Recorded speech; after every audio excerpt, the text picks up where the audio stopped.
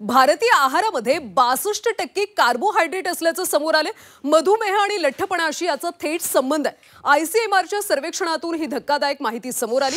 पांढरा तांदूळ, मैदा, गहू आणि साखरेतून जास्त कार्बोहायड्रेट मिळतात। भारतीय वैद्यकीय संशोधन परिषद अर्थात आयसीएमआरच्या मोठ्या सर्वेक्षणातून बहुतेक भारतीय लोक जास्त कार्बोहायड्रेट आणि कमी प्रोटीन असलेला आहार घेतात, ज्यामुळे मधुमेह आणि लठ्ठपणा यांचा धोका मोठ्या प्रमाणात वाढतो।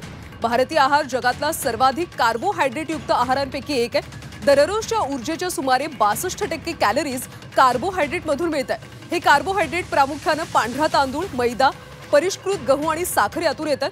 फक्त पांढऱ्या तांदळाऐवजी गहू किंवा बाजरी वापरणं पुरेसं नाहीये। जोपर्यंत कार्बोहायड्रेटचे एकूण प्रमाण कमी केलं जात नाही आणि आहारात अधिक कॅलरीज वनस्पती किंवा दुग्धजन्य प्रोटीन मधून घेतल्या जात नाही, तोपर्यंत हा धोका कमी होणार नाही, असं संशोधकांचं मत आहे।